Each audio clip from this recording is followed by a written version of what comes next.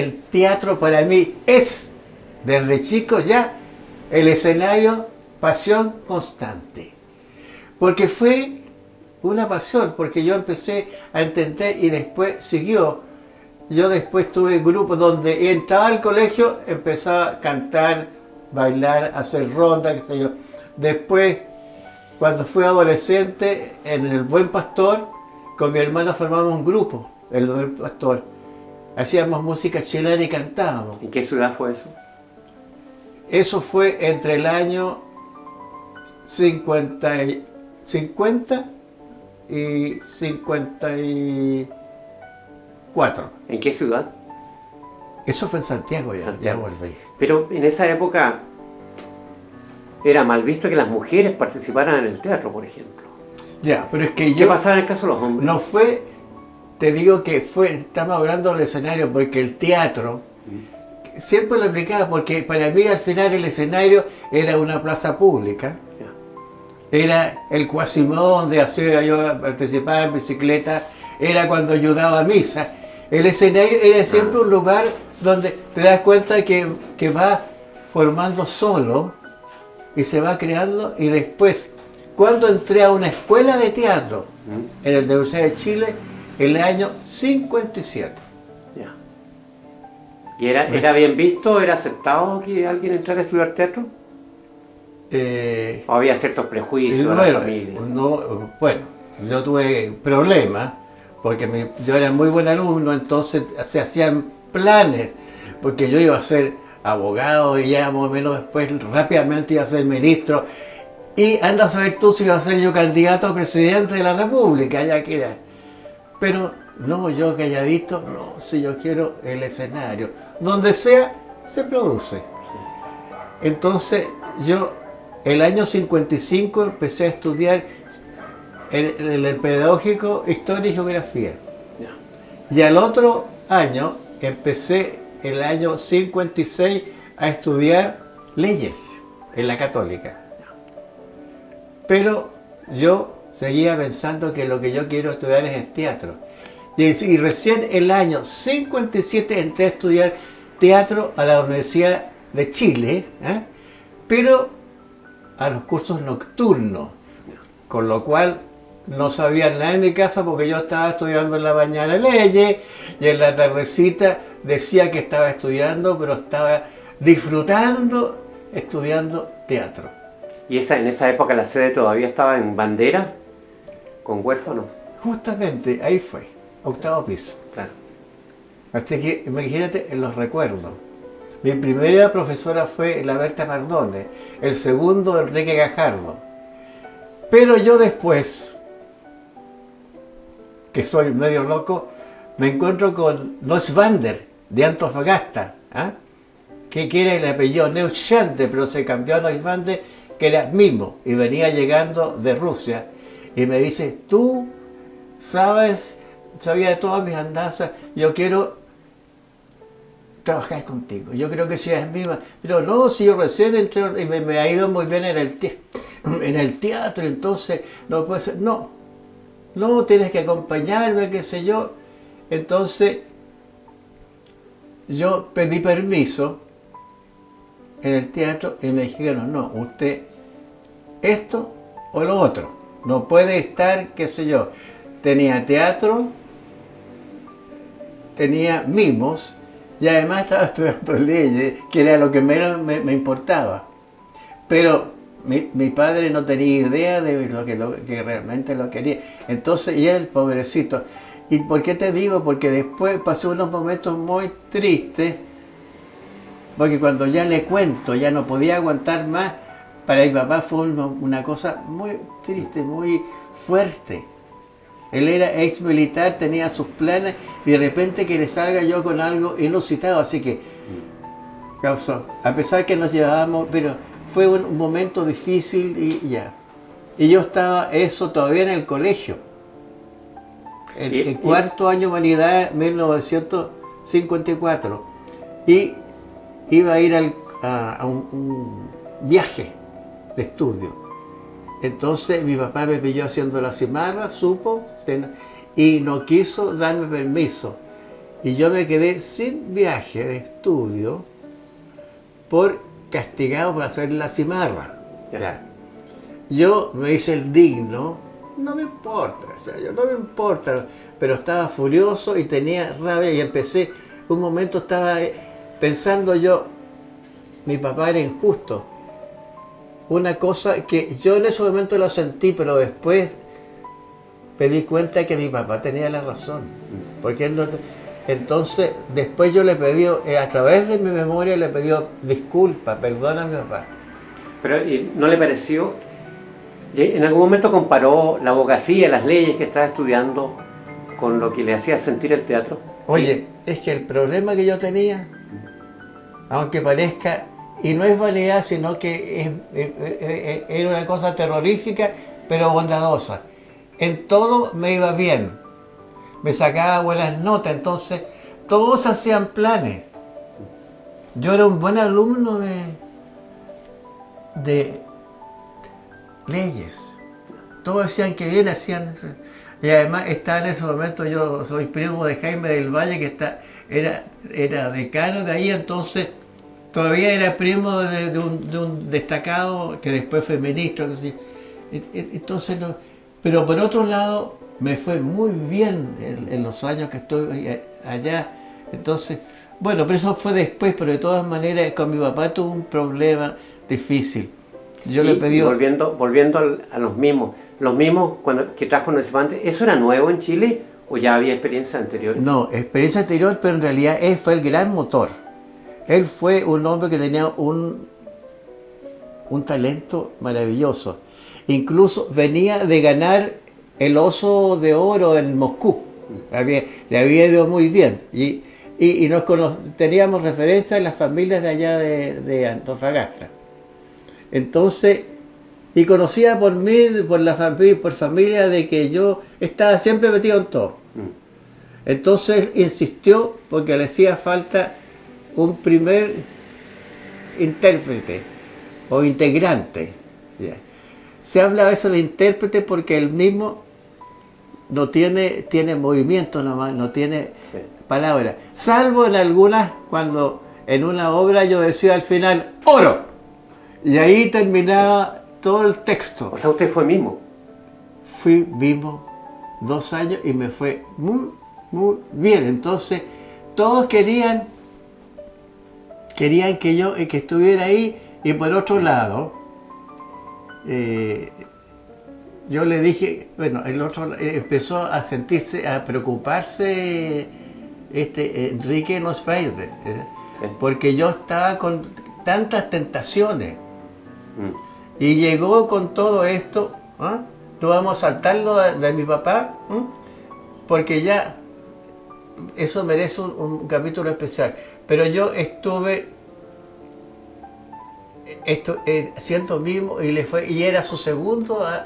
Hicimos cosas muy lindas, el juego del ajedrez, el oro, actuamos en el sur, ya. Actué en La Princesa Panchita, que yo tenía un papel protagónico y después me echaron del teatro. Eso se estrenó en el año 62, me parece. O sea, al modo, porque yo quería estar en todo, entonces obviamente decían, tienes que decidirte. Bueno. Pero como mismo no estaba al borde de la danza también. Mira, tiene escenario, tiene historias en la cual se destaca el movimiento físico, que tú lo vas mezclando con expresiones. O sea, tiene una cosa bien hermosa que es una mezcla de varias artes. Tiene obviamente teatro,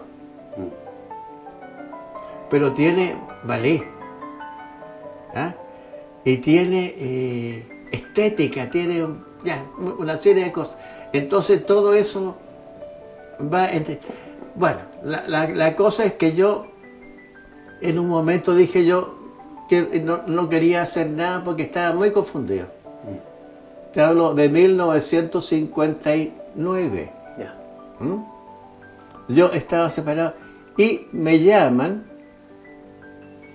del teatro, ¿cómo se llama este teatro que está en... ¿San Diego? No, el Teatro Cervantes. Ya. El Teatro Cervantes me llaman y ahí estaba diciendo que se forma una nueva compañía de teatro en la cual se va a dar una versión del Boyfriend de Wilson que se titulaba, dirigido por Miguel Fran, eso que llaman El Novio, The Boyfriend, ¿ya? Que era música, canto. Entonces yo me olvidé de todo y eso me sedujo. Ahí conocí a la Carmen Barro. Ya, pero antes aquí falta historia por completar. Sí, pues. Te va a sorprender porque... Es que antes pasaron otras cosas, pues. Ya. ¿Todavía había influencia española en el teatro en ese momento? ¿Todavía se hacía zarzuela? ¿Todavía estaba el sonsonete español? ¿O ya era chileno? Muy en decadencia. ¿Ya era chileno? No.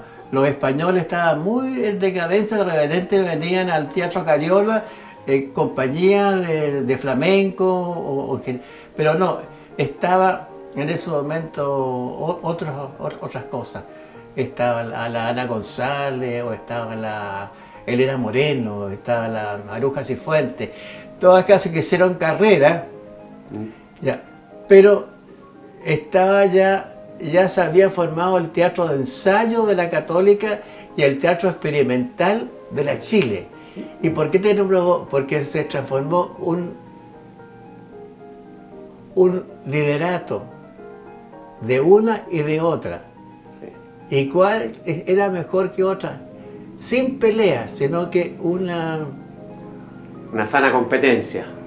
Tú lo has dicho, sí. Sana competencia, porque era sana y brillante competencia. Pero la sociedad, para exagerar. ¿Cómo veía la sociedad a esos grupos? ¿No eran grupos rupturistas? ¿No eran gente escandalosa? No, porque tratando estaban las dos universidades. Y había un grupo del teatro de la Chile, que la cual había nacido con Pedro de la Barra, sí. María Canepa, sí. Bélgica Castro. Sí. ¿Ah? Sí.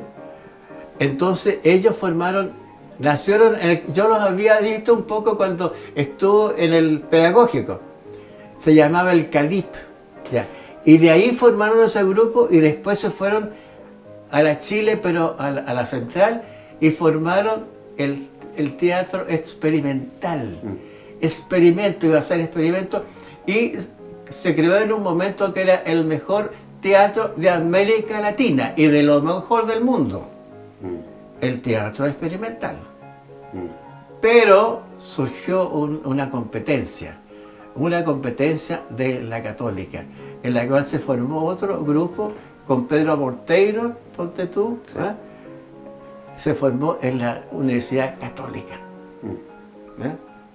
Entonces ahí mucha gente empezó a gustarle mucho, sobre todo por el lado católico, entonces empezó a formarse como inferior al experimental, pero luego empezó con estrenos, con gente, estaba Justo Ugarte, que era una maravilla, ¿ya? Se empezó a contratar a la Miriam Soros, Mario Hugo Sepúlveda, entonces tantos nombres, y fue creciendo y formándose, como dices tú, una sana y brillante competencia. ¿Pero era chileno eso? Las obras eran chilenas, la forma de hablar era chilena. Chileno, subrayado, entre comillas, y con mayúsculas. ¿Y se veía, se vislumbraba el papel del director y el dramaturgo? Por supuesto. ¿Todavía se escuchaba hablar de Acevedo Hernández, por ejemplo? Pero por supuesto. O sea, el dramaturgo y el director siempre han tenido una posición destacada. Mire. Así que, y yo me empecé a meter, o sea, yo caí así, ¡pop! En el mejor momento. En el mejor momento. O sea, era como que no podía creer, estas cosas me estaban pasando. Sí. ¿Y tenía el teatro en esa época una rama comercial también? Porque en los 40 había pequeñas compañías que hacían giras por el país. Mira, es que no tanto comercial, porque en este momento la cultura estaba metida en las universidades. Entonces había mucha cultura, había un departamento de cultura en las dos universidades. Entonces se preocupaban de que sobreviviera, que no tuviera problemas y que la gente pudiera hacer carrera. Y esta sana competencia fue ya conocida ya cuando llegó a obras preciosas de la Chile, como Noche de Reyes, por ejemplo, una maravilla. Y por otro lado, irrumpe con una patada La Pérgola de las Flores, que es la comedia musical más hermosa que se ha hecho. Y ahí estaba yo, pues. ¿Con esa compañía en el Teatro Cervantes? No, porque ya me salté, pues, me salté ya, porque eso es lo del Teatro Cervantes es el año 59. Al principio ya. Primero, y después, y después yo ya me había salido de los mismos, ahí quedamos. Sí. Entonces los mismos terminó, y después ya se enojó conmigo y me imaginé de lo... Pero alcancé a hacer cosas preciosas como mimo. ¿Y usted cree que hoy día se podrían hacer obras de mimos de nuevo, no?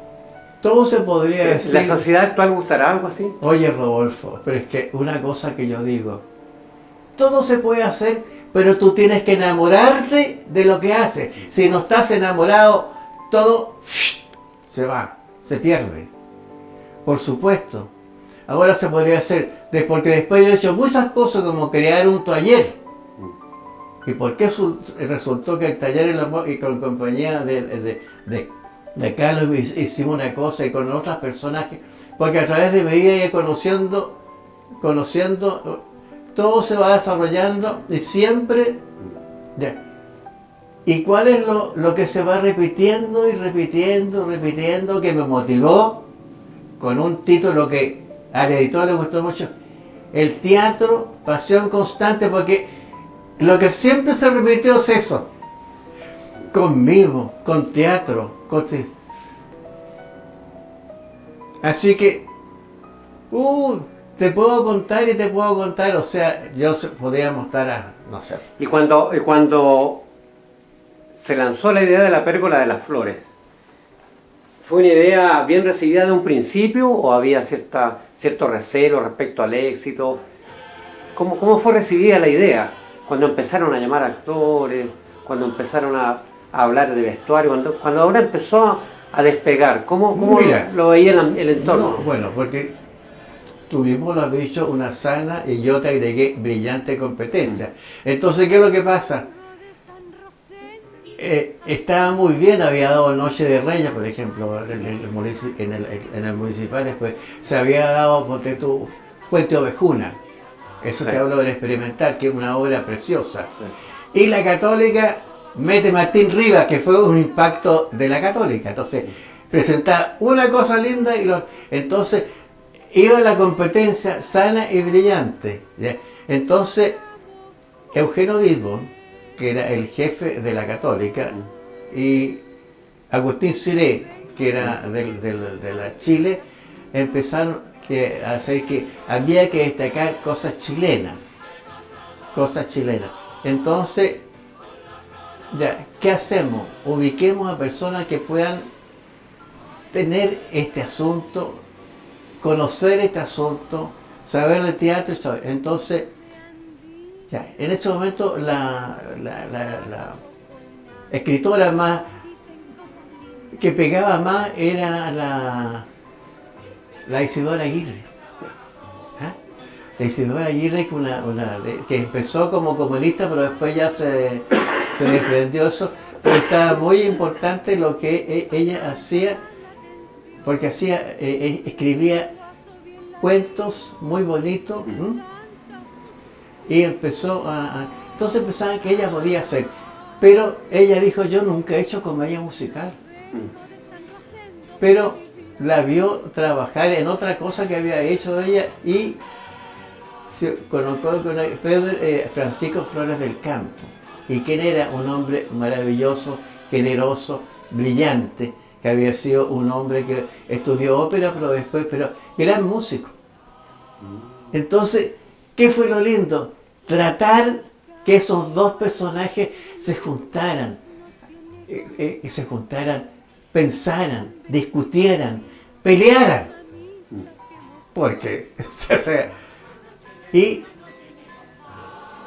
en junio del año 60 sale la pérgola de las flores. Eso era el año 60. Y el año 59, muchas personas que trabajaban en la obra las llamaron a trabajar o a hacer extra en la pérgola.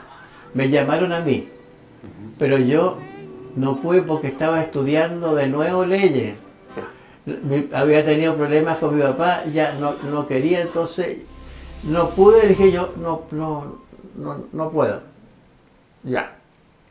Entonces empezaron los ensayos de la pérgola. ¿En qué parte se hacían esos ensayos? Los teatros de la pérgola se hacían en Las Tarrias 92. ¿Ves tú? Me empiezo a acordar de todo. Para mí, mira, yo estoy disfrutando, no te imaginas lo que estoy, te agradezco. ¿Eso es como un castillo que hay a la izquierda, entrando por Las Tarrias? Sí, pero ya está todo demolido eso. ¿No? Sí, no. Si tú entras por ahí está lleno de... No. ¿Y qué había ahí? ¿Era de alguna universidad ese terreno? No, era parte de la universidad. Ahí tenía clases en el teatro de ensayo. Estaba, claro, estaba Eugenio Dilborn, estaba Miller, estaba Teodoro Lowey. Estaba, Pero espérese, usted ya lo llamaron a los ensayos. ¿Qué edad tenía usted cuando empezó a asistir? ¿23? No, me llamaron, pero yo no pude aceptar. ¿Y después pudo, no? Después pude, me estaba estudiando leyes, entonces me llamaron y me dijeron, oye, necesitamos hacer un reemplazo. Te hablo yo de fines del 60. Yeah. Un reemplazo que hay que hacer porque tuvo una sanción disciplinaria uno de los actores y tienes que hacer el paltero. Ya. Entonces, ya, pero era entrar al teatro de ensayo. Y era por un mes. Y yo estaba empezando a dar exámenes. Ya había dado 2 exámenes de la carrera. Y di, bueno, estaba bien, pero no pude dejar de aceptar.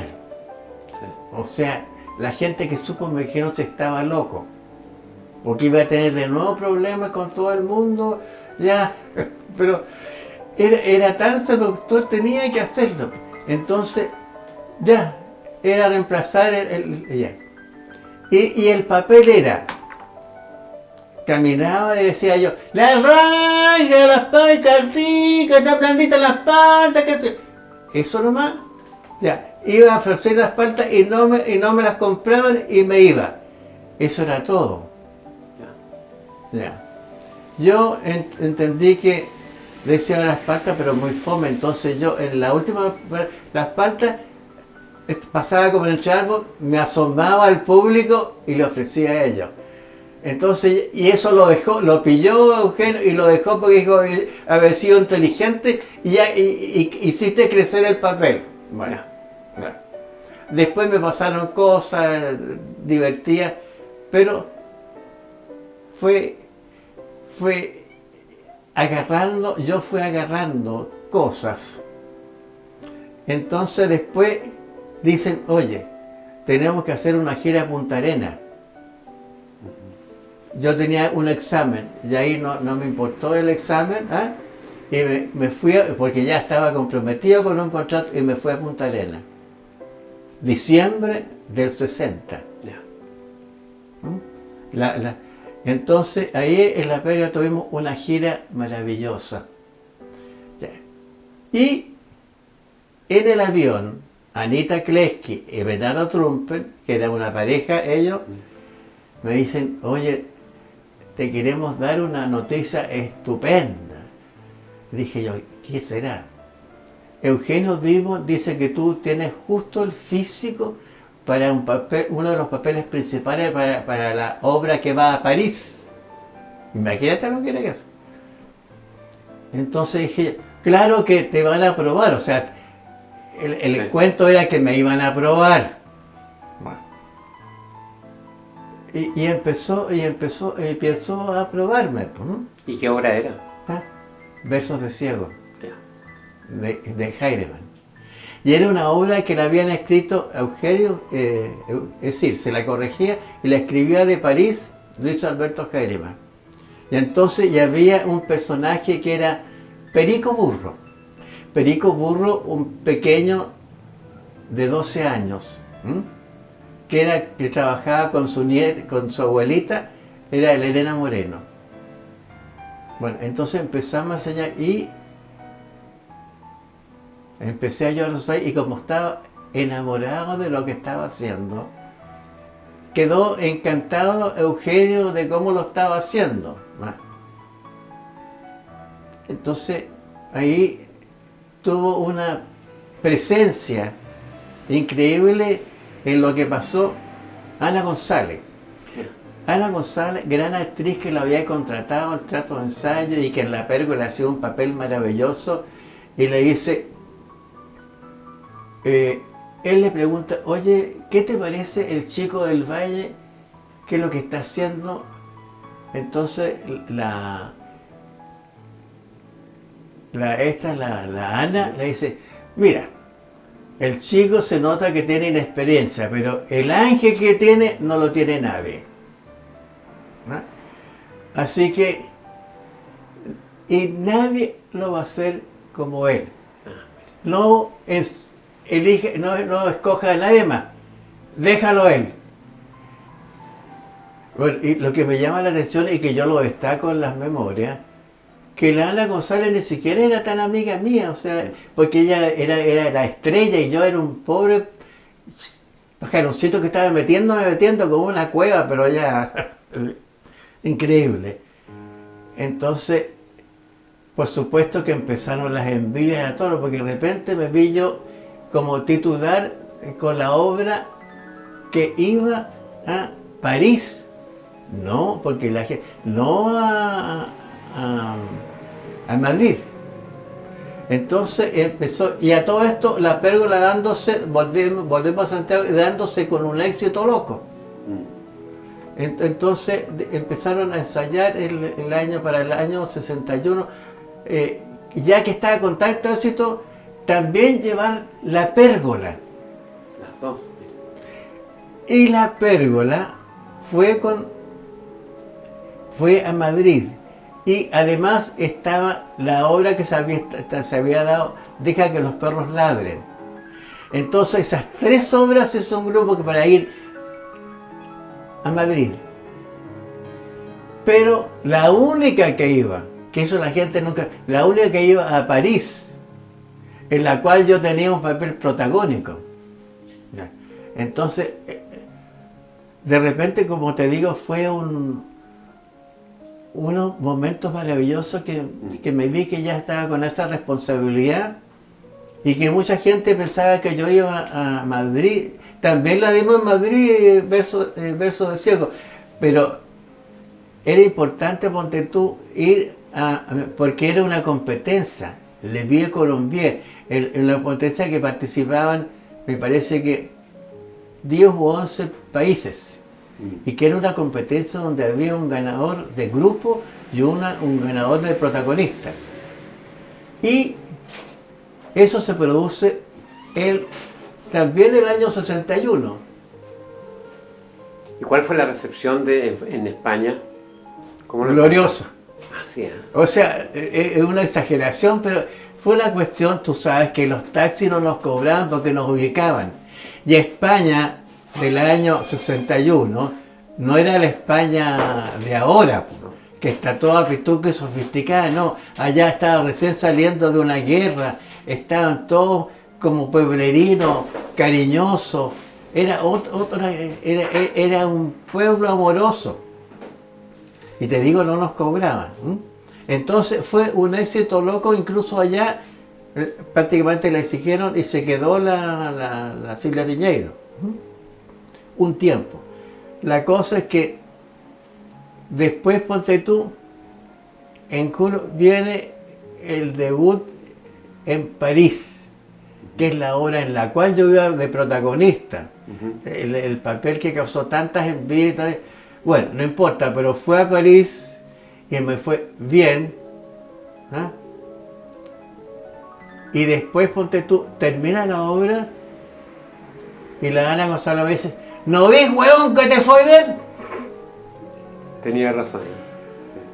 Claro, y después nos hicimos amigos, que ella sentí tanto, porque después hicimos hasta teleseries, bueno, después hizo teleseries con mi hijo. La cosa es que mi vida ha sido...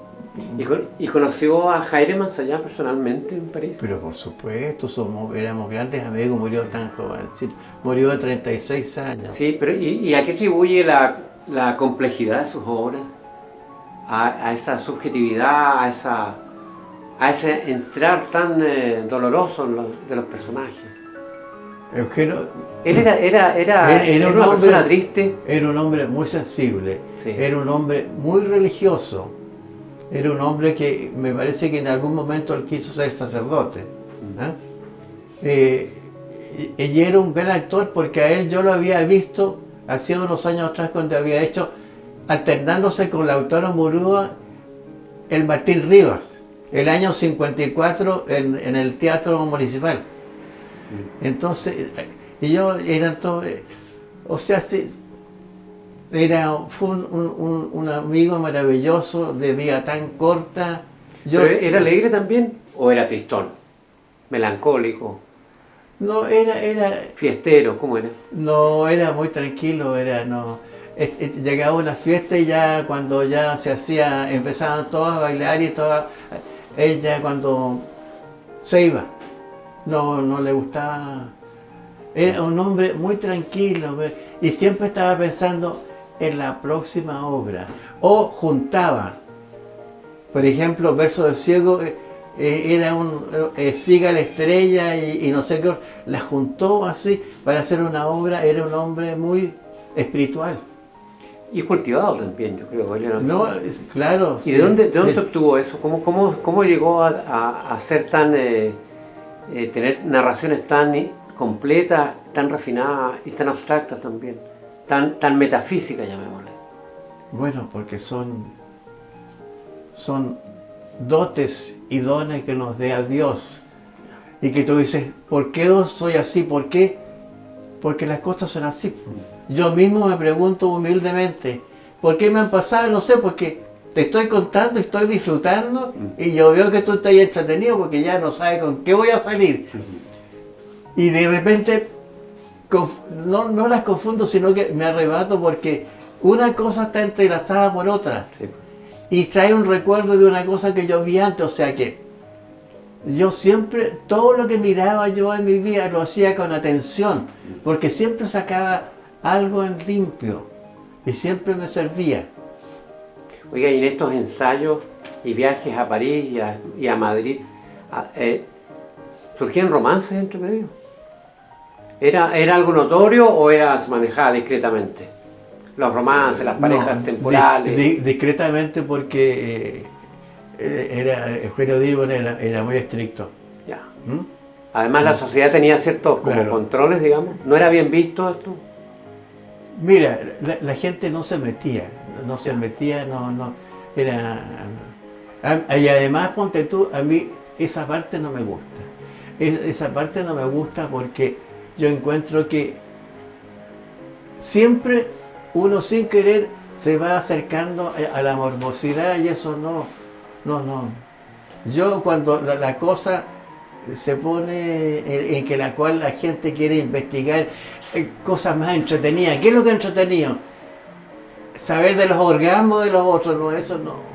¿O será que en esa época había una mayor separación entre el mundo privado y el mundo público? Un poco de eso, sí. Ahora, lo que pasa es que ahora está tan diferente que todo lo que te contando te parece especial, pero es absolutamente diferente, son otras situaciones. Y había un respeto por la cultura enorme, porque éramos nosotros el mejor teatro de América Latina. Y eso es verdad, no es un cupucheo. Y lo que yo te quiero llegar a eso, que resulta que tengo yo los recortes. El teatro de ensayo ganó el primer lugar en grupo, en teatro, en el el primer lugar, Chile lo ganó. Y individualmente lo ganó Vittorio Gassman, individualmente. A ese ritmo, ese ritmo. Y en ese grupo que ganó, estaba un servidor. Que le dijo, que me trató de huevón, pero me dijo, no es que tenía razón. Entonces dime tú, ¿por qué son las cosas? Por supuesto que es lindo contarlo, pero hay mucha gente que a lo mejor cuando lean no lo van a entender porque habría que haber vivido, tal vez la gente que ha tenido tantos años como yo, empieza a tener. Yo ya voy a cumplir luego 87 años, pero a Dios gracias, mi cabeza impecable. ¿Y ustedes en esa época se sentían pioneros, sentían que estaban comenzando? ¿Había como una conciencia de que esto era los inicios de la tradición teatral chilena? No era el comienzo, era continuar, porque eso había empezado mucho antes. Ya, o sea, ustedes traían una herencia, reconocían que había antes un grupo importante. Es chileno, porque te digo yo, no había nada, muy poco español. Por eso que les encantó en España. Fíjate que en el diario, el ABC dice, los hijos le están enseñando cómo se hace la comedia musical a la madre patria. Eso salió en el ABC. Mire. Entonces, yo te estoy demostrando con cosas, así que a estas alturas a mí no me cuentan cuentos. Y yo creo que, aparte de, o después de La Pérgola de las Flores, ¿puede ser Mama Rosa la otra obra que habla de la chilenidad? Es muy bonita, y ahí después trabajó mi hijo más tarde. No, es muy buena obra, pero eso es del teatro de la Chile. Ya, y es posterior. Claro, ese es otro de los éxitos, que hubo una versión estupenda con Bélgica Castro. Y después, 20 años más tarde, lo hizo la Nelly Meruane. Sí. Y ahí trabajó mi hijo como pero, o sea, se hizo antes de la de Nelly Meruane. No, la Nelly Meruane después. Sí, primero y la anterior, Bélgica Castro. Ella era la Mama Rosa. La Mama Rosa. ¿Y quién era la patrona, la jefa de familia? Era la Carmen Bunster. ¿Y esa obra se montó con frecuencia? ¿Cuánto tiempo? ¿O fue no, se dio como meses. Yo no sabía eso. Pregúnteme si y yo me acuerdo, y estoy entusiasmado con tu entrevista, cabrón.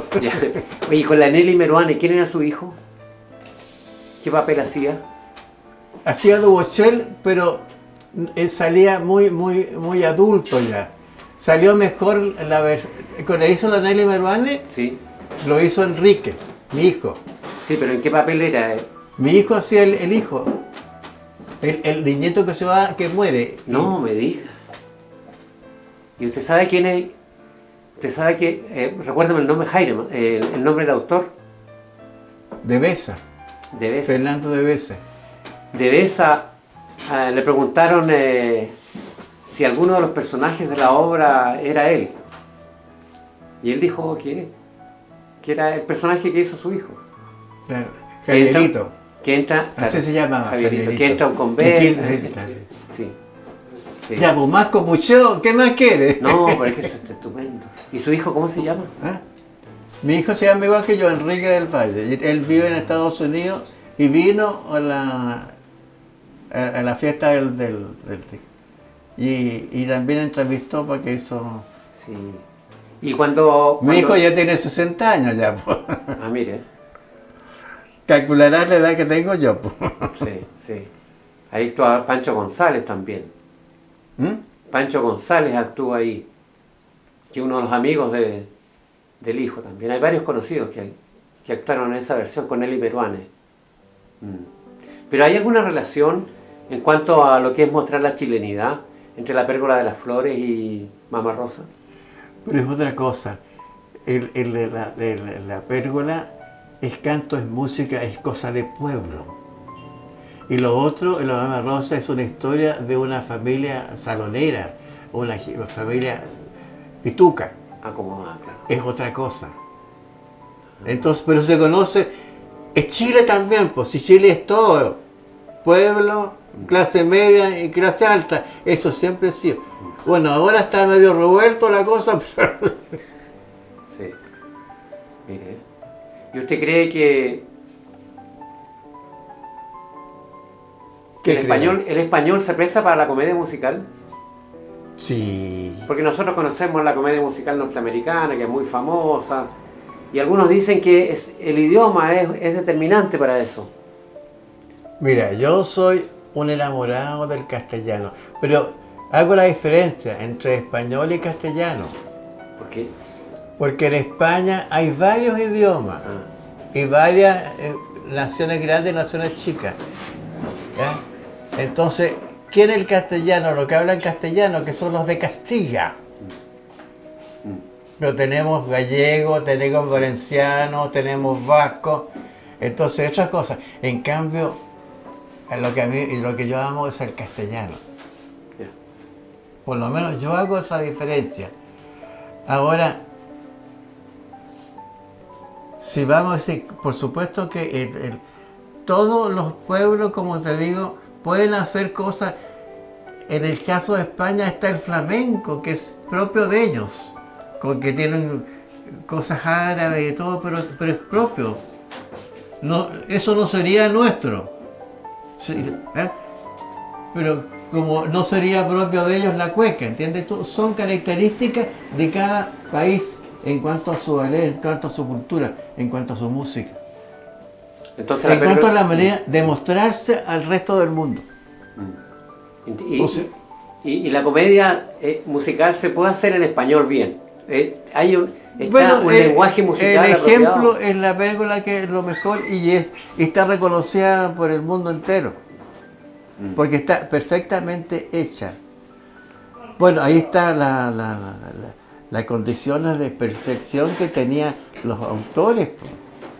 ¿Perfección en qué sentido? ¿Ah?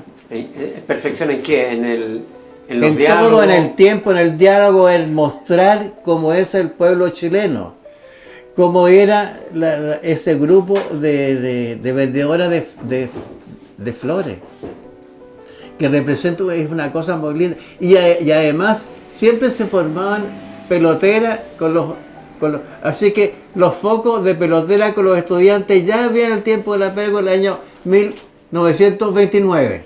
Sí. Así que no me cuentan cuentos si está todo dicho antes.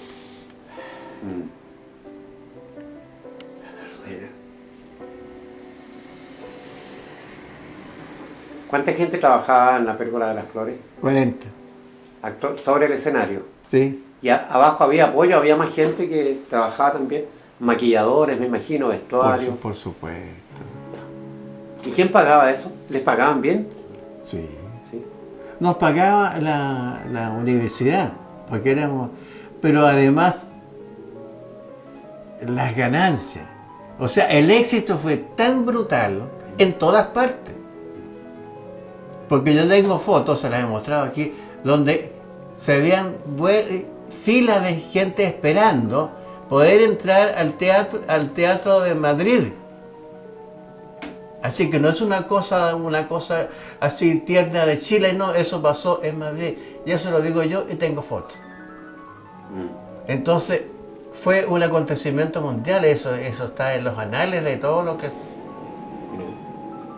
Somos capaces de todo, lo que pasa es que nosotros nos creemos y ahora bueno, no voy a meterme, pero hay una confusión. Porque yo... O sea, por lo que me cuentas, sería una de las obras más importantes que ha tenido Chile.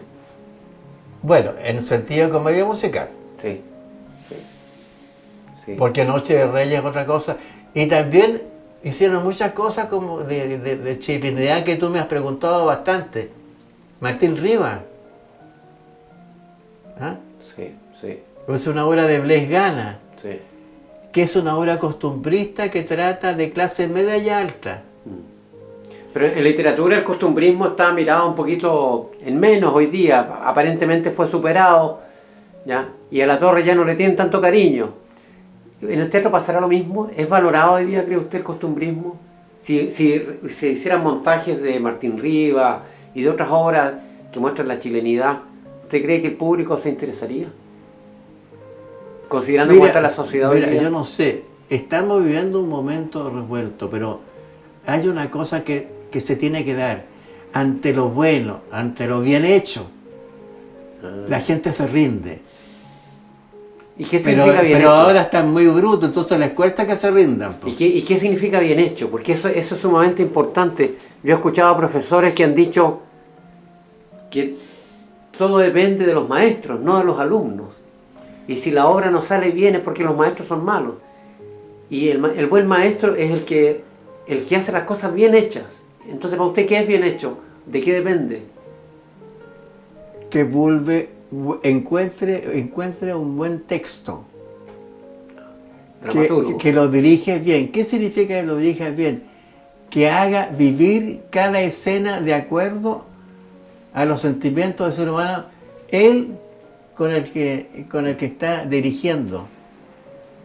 ¿Y qué significa?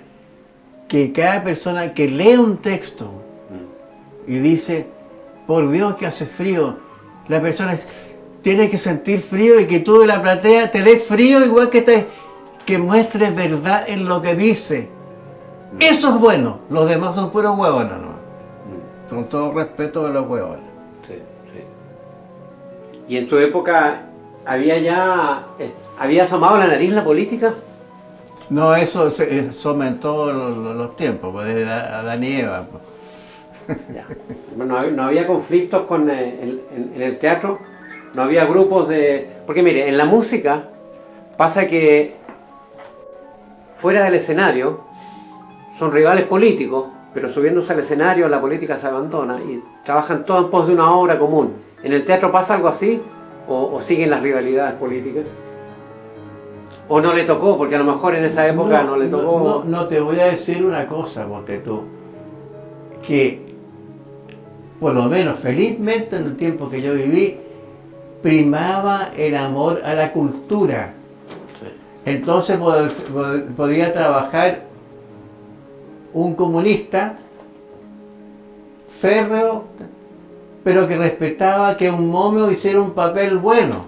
Sí. Y al revés, una persona, ponte tú, momia, podía encontrar que un comunista lo hace regio como Roberto Parada. ¿Entiendes tú?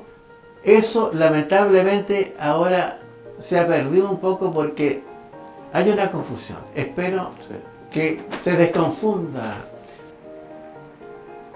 Y como actor, ¿qué textos lo conmovieron? Fíjate que a mí me tocó, porque me tocó así, casi todos los textos que yo hice en Teleset fueron de comedia. Y además utilizaban la facilidad que tenía yo para improvisar y porque tenía un ángel especial. Entonces, el ángel es algo innato que tú gustas o no gustas al público. Hay gente que no tiene ángel, pero después son capaces de crear un personaje que es con ángel y es capaz de... Pero son cuestiones que uno no se da cuenta. Que le sale... Y a pesar de tener uno ese ángel, en el teatro hay que estudiar. Sí, más que nunca, para no dejarse llevar por eso. Porque eso es lo fácil. No, pero es fundamental, sobre todo en las teleseries que yo las veo y me da horror. Porque es fundamental que se dé un guión, la lógica del texto, que la gente viva lo que está escrito. Si no lo vive, nunca va a salir bien y la gente ya esta cuestión no les cree. Entonces cuando de repente sale una persona que lo hace bien o un director que hace unos guiones correctos, al tiro llama la atención. Lo que está pasando con en este caso con Los hijos del desierto. ¿Ah? por ejemplo.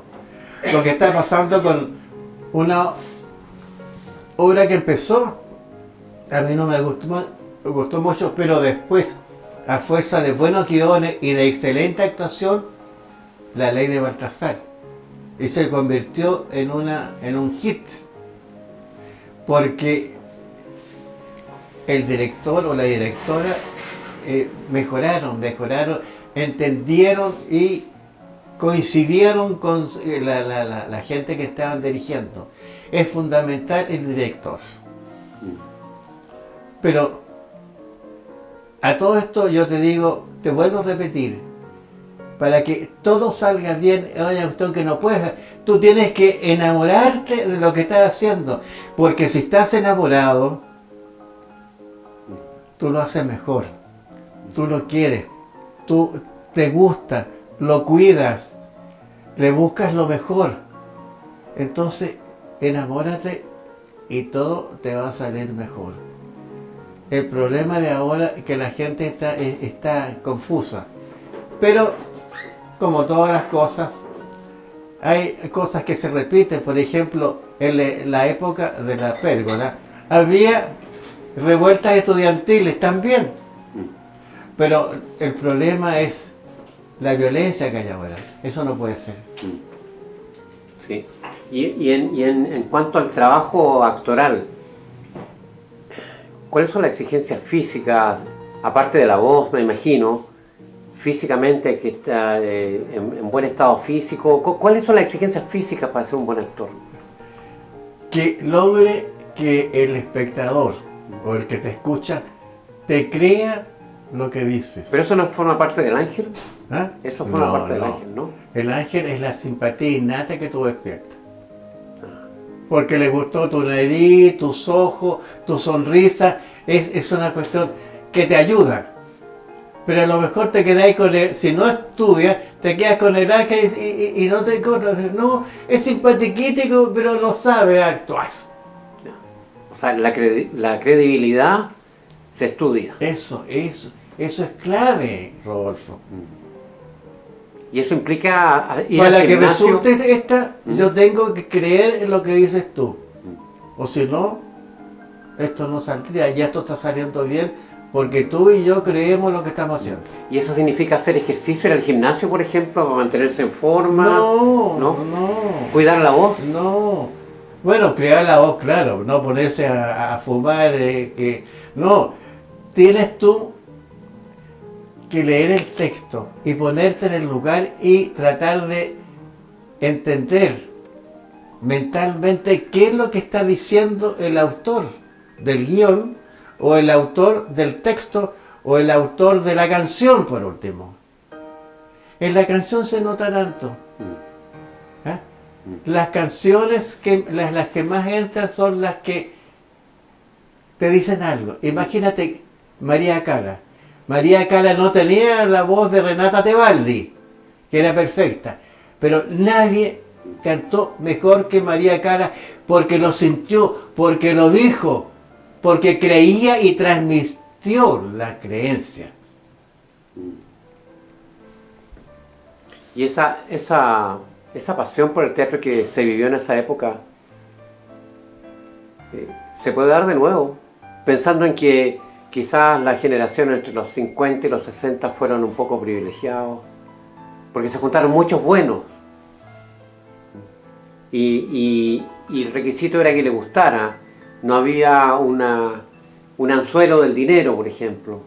¿No será que en esas 2 décadas se juntó lo mejor de lo mejor? Sí, eso tienes razón tú. Esta razón tú que se dio, es que ahí influyó mucho Pedro Aguirre Cerda, porque le dio importancia a la educación. Y le dio importancia dentro de la educación lo que es la cultura, porque la cultura es fundamental. Así que eso es lo importante en que tú creas. Ahora, es difícil que se dé porque los tiempos van cambiando, pero tendría un poco, en todo caso es un proceso largo, pero a lo mejor en un trabajo hecho en unos 5 o 10 años podríamos volver a tener una cosa parecida. Sobre todo el respeto por los valores, el respeto por la cultura, porque es fundamental. La cultura es lo que hace cada país en relación a lo que hace. Y mientras más puro, más lindo, más pro de los mismos habitantes, va a estar mejor. Pero al haber... Bueno, todo esto es pensamiento mío, porque tú me estás preguntándome, pero a lo mejor yo te estoy diciendo cosas que nada que ver con otras cosas que has escuchado tú. Siempre hay opiniones de todo tipo, pero me interesan las suyas porque es cierto, el espíritu, la forma de vida nacional se expresa en una obra y conviene reforzarla.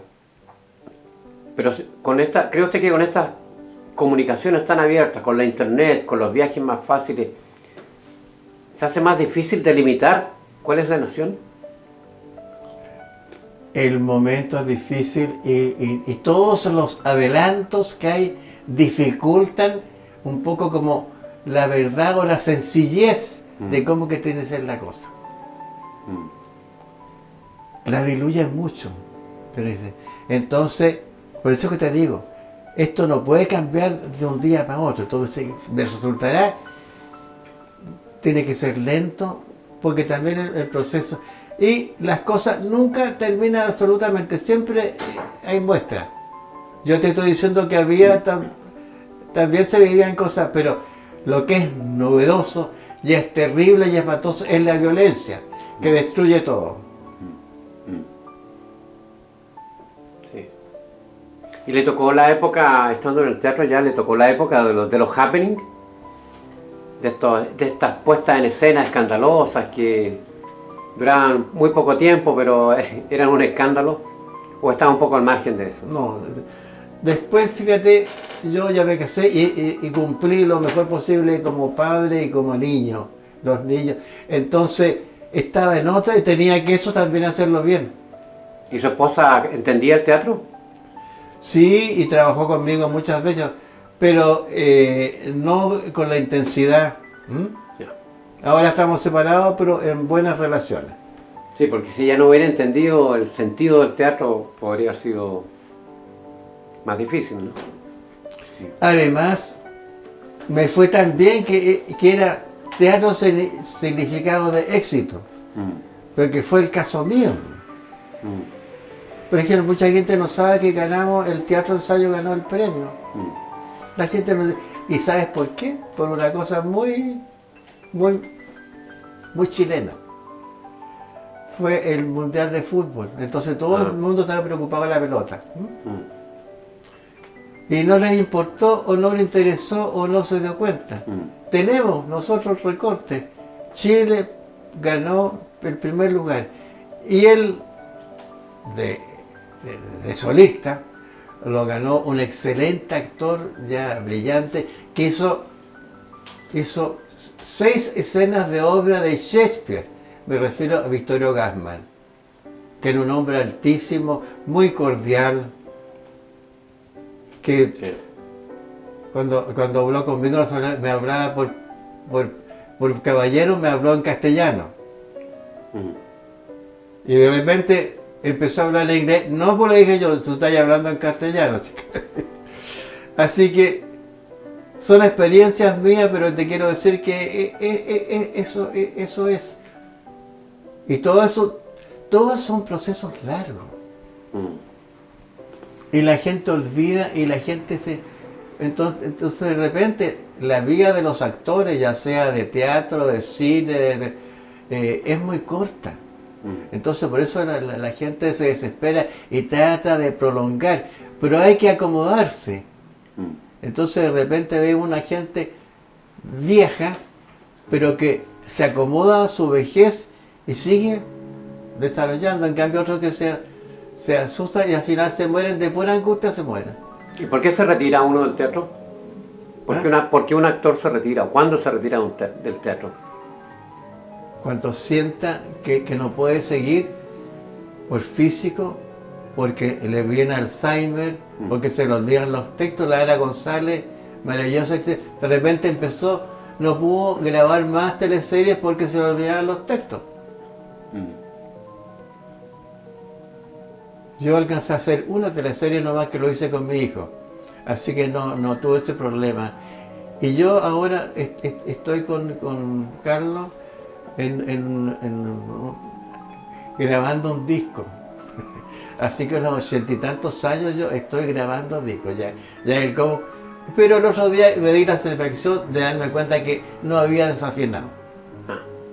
Pero esta vez cantando. ¿Ah? ¿Cantando? Sí, pues. Mire. ¿Y la capacidad para memorizar un texto se entrena también?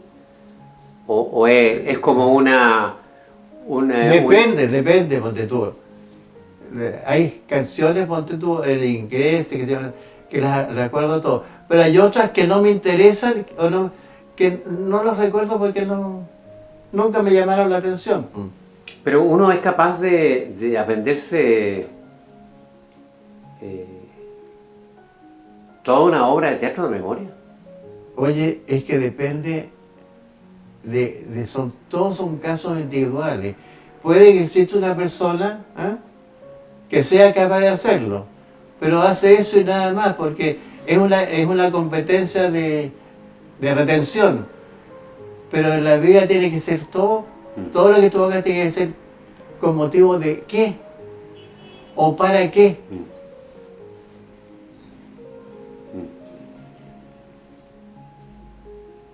Sí, porque si la memoria es como un estanque que se va vaciando, llega un momento que ya no hay mucho que hacer, se vacía nomás. Claro, si ya viene Alzheimer ya terminó la historia, y ahí terminó mal porque simplemente ya todo. Y hay un periodo que se empieza a angustiar terrible porque ya se le olvidó todo. Y hay gente, ponte tú, que le empieza la cosa a los 50 años. Y pensando en actores de cine, ¿cuáles son los actores de cine que le hayan llamado la atención? Para mí,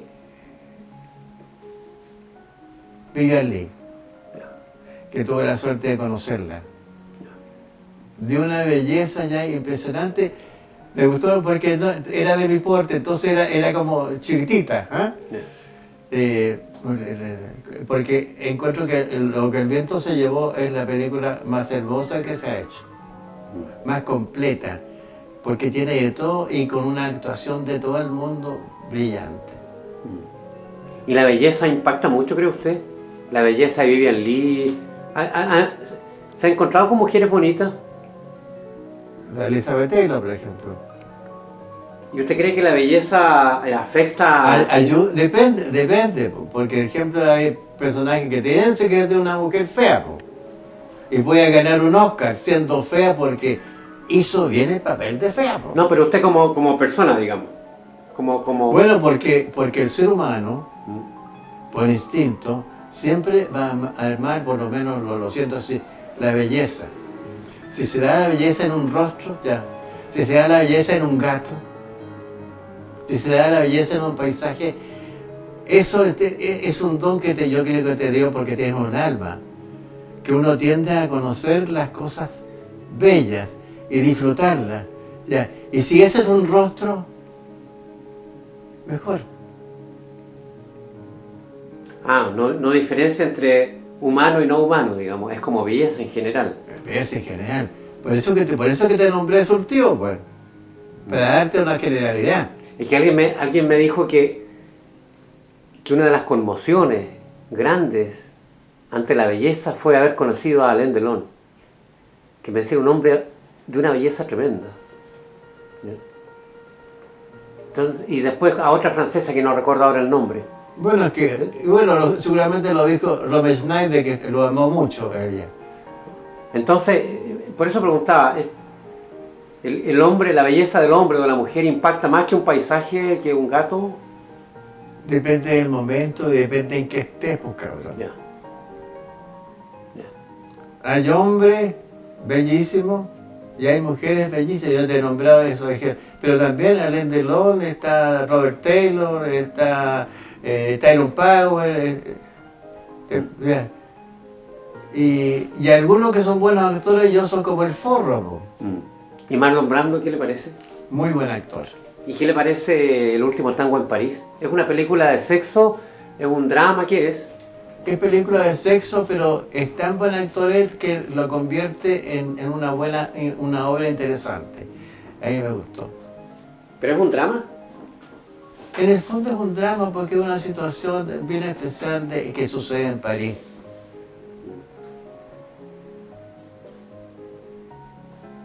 Una obra un poco triste.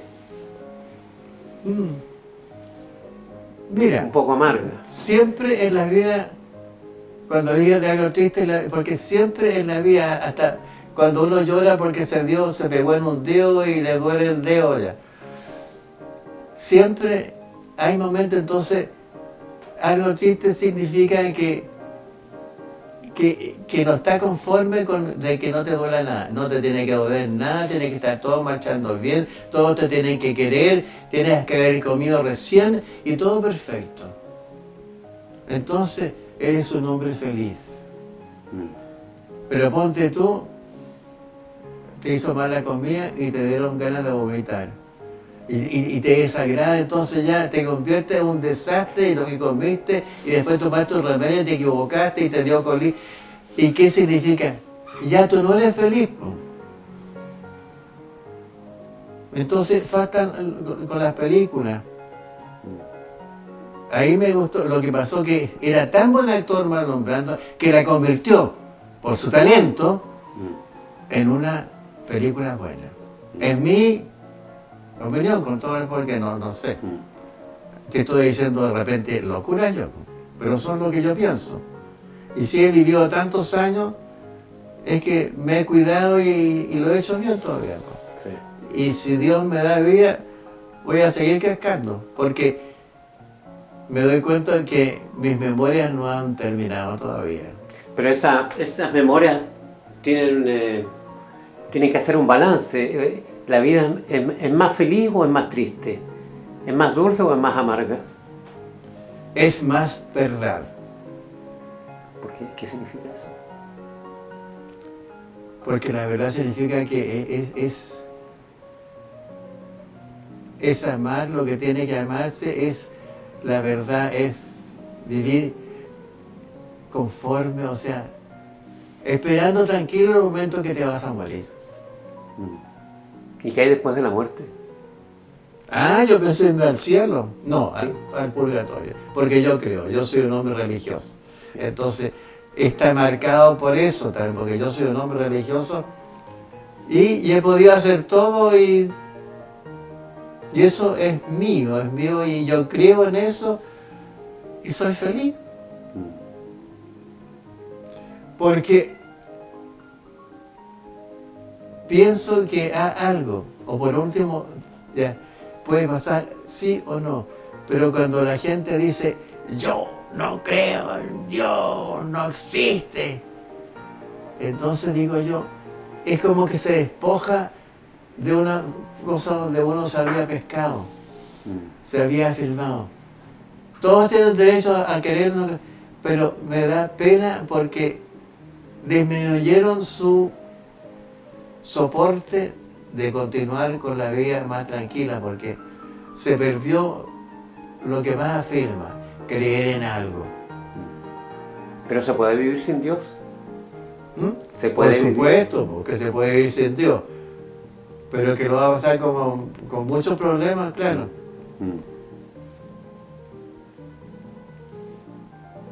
Por supuesto que se puede, porque tanto, imagínate todo el tiempo que ha pasado, desde que empezó la creación. Ya, por lo menos hay esperanza de que hay algo después de la muerte. Yo lo creo. Y algo bueno.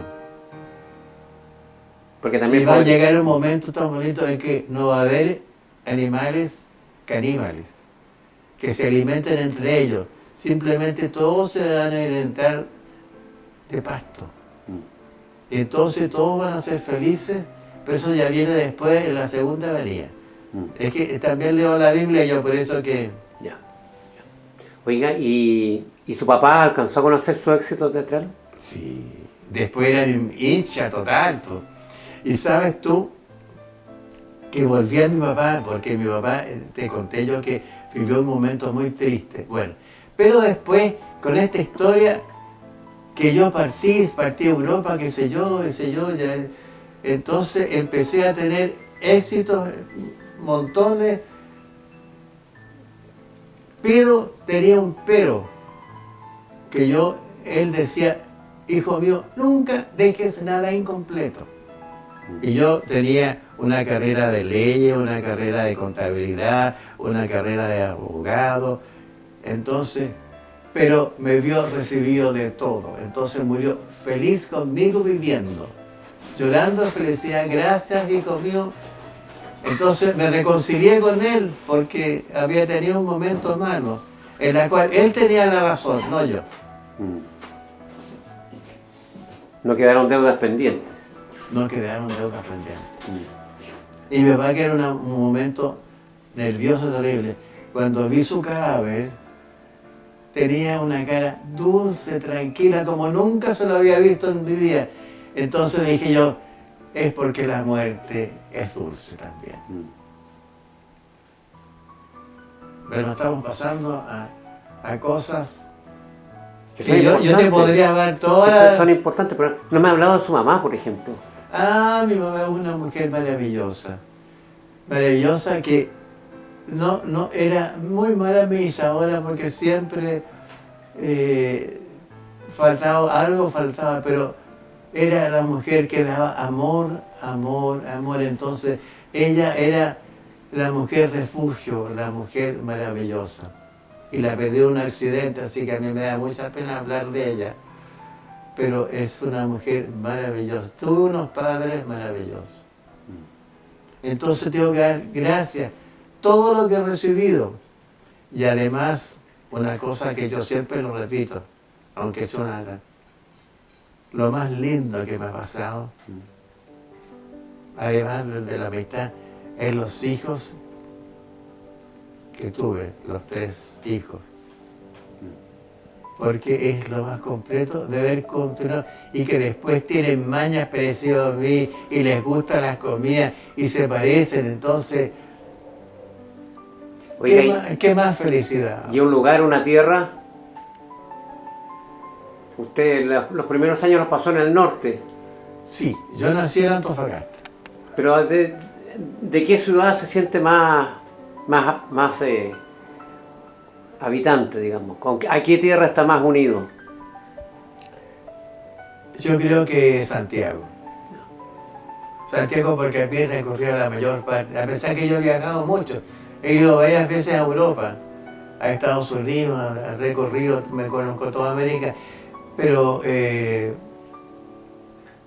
Santiago de Chile es lo que más me...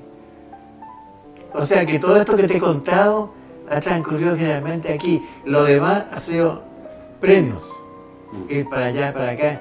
Y yo además tuve la suerte de poder viajar. Todo se ha dado. ¿Tuvo amigos en toda su carrera de actor?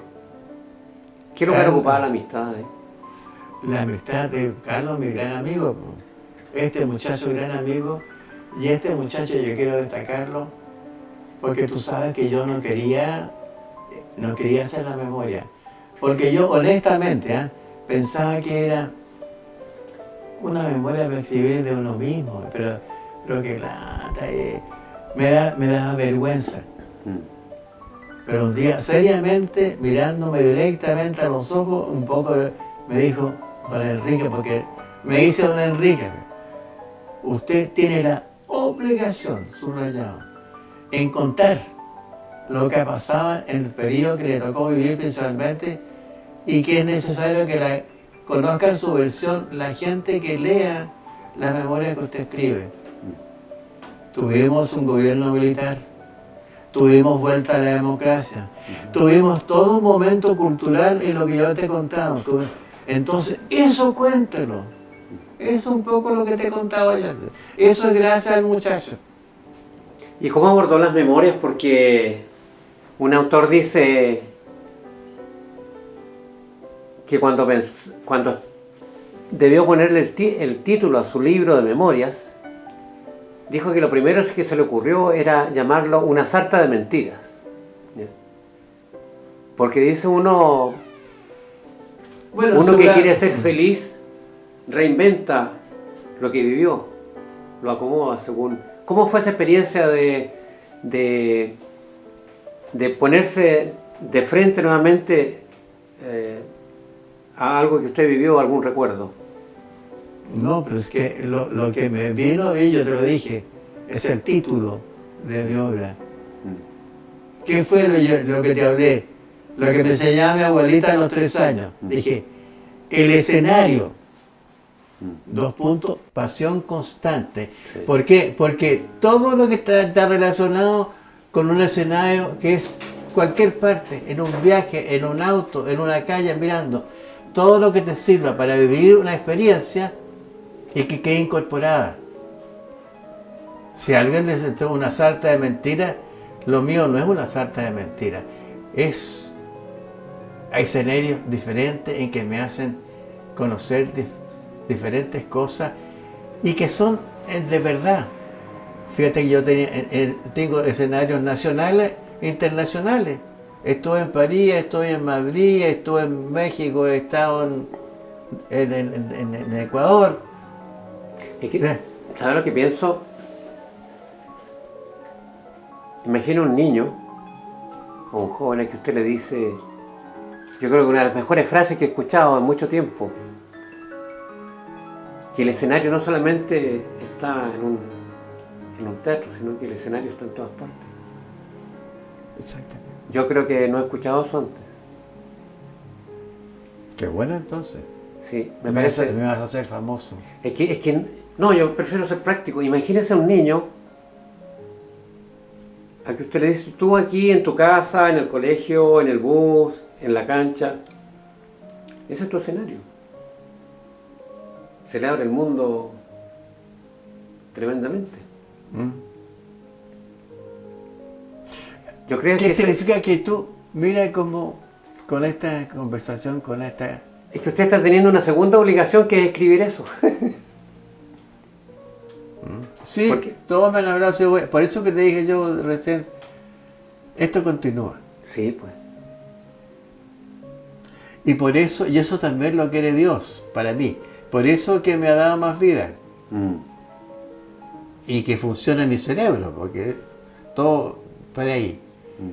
Porque tengo los achaques, que me duele esto, pero mi cabeza no. Porque es la que me permite. Y me he entretenido tanto, y he servido que gente, que estés entretenido tú, por ejemplo. Esto para mí es nuevo. Yo tuve una entrevista muy bonita, pero todavía no cuando me eligieron en el año 11, el mejor pensionado de Chile. ¿En qué términos? ¿Eh? Porque el que ganaba más dinero de pensión, aquí. El que tenía más títulos, el que tenía, o sea, no sé si fue una sorpresa cuando me llamaron, casi le dije yo, ¿me están hueveando? Pero yo soy muy garabatero de repente. No, me dijo, usted se ha estudiado su caso, qué sé yo, y usted tiene varios títulos universitarios, ha sido jefe de servicio, yo he sido seremio en Punta Arenas. Entonces, en este momento no hay nadie más de vida completa. Claro. Entonces, por eso y tengo un diploma bonito de esto. Así que es otra experiencia que también la cuento en las memorias. Pero mentiras no. Lo que no quiero contar no lo cuento, pero no cuento cosas que no corresponden. Cumplí lo que mi editor me decía. Sí. Contar lo que al país le pasó, le sucedió, la verdad. Y contando, y me tocó, por esa gracia de Dios, todo un momento cultural, esos cuevazos. Privilegiado, yo creo, sí. O sea, un privilegio. Porque entonces, eso lo agradezco. ¿Sí? Es el periodo de los mejores directores, de los mejores dramaturgos, de las salas recién inauguradas, de los mejores actores. en la calle Huérfano, llena de teatros. Ahí estaba yo, su primo hermano, era de Lucho Navarro, mi primo, gran humorista, que trabajaba en el ópera. Bueno, y yo lo acompañaba siempre a sus funciones. Y estaba el Teatro Malo, el Lej, el Petit Rex, el Moneda, el Atelier. Entonces, y lleno. Y eso era la vida nocturna. No había ningún crimen. Entonces, obviamente hemos decaído. O sea que se perdió una vida preciosa, tranquila. Que había escándalos, pero todo medido. Entonces, es lo peor que puede haber pasado es la violencia. Gran amiga mía es la Carmen Barros, que ella fue la que me presentó y que me recomendó a Eugenio Dilbon. Te hablo del año 60 para La Pérgola. Yeah. Y que yo no pude ir y empecé nada más que en el papel del paltero. Ahí tengo otras anécdotas muy buenas con el paltero, porque una vez, eso es muy cortito, función 150, ya las cabras estaban aburridas, estaba la Mireya Kulcheque y la Margot Araya. Entonces, ellas quisieran como innovar. Entonces yo decía, las paltas, las buenas paltas, freguitas, blandita las paltas, y vendía paltas, qué sé yo. Y ese paso nomás, y a veces me asomaba ahí, les ofrecía a la niña y no quería. Y ese día decidieron, sin decirme nada, comprarme paltas. Entonces, yo les ofrezco, y ellas prácticamente se abelanzan, no sé qué pasó, y una de ellas se cae, que no me acuerdo, se cae, y se da vuelta, se da vuelta el canasto y caen las paltas, y las paltas eran de palo y empezó ¡pa, pa, pa! Y esas eran las paltas, las buenas paltas. Bueno, entonces yo soy muy tentado a la risa, me empieza a dar una risa terrible, una risa, no podía hablar, y empiezo a tentar. Al final se reía todo el teatro, no todo el escenario, nadie sabía, entraba en el teatro porque estaba en la estudiantina. Total que después terminó aplaudiendo el teatro entero con la cuestión de las paltas. Por supuesto que Eugenio se encontró, me retó, qué sé yo. Yo tengo escrito eso, el problema de las paltas. Bueno, así que fíjate, y tengo como 27 casos de furcio, de cosas cómicas que pasaron. Yo habría hecho unas 1000 funciones de La Pérgola. Entonces, pasaron cualquier cantidad de cosas. Y aunque que transparente, quiero que me hablen de amor. Yo vengo de San Rosendo a vivir a la ciudad. Vengo de San Rosendo a llegar a la ciudad.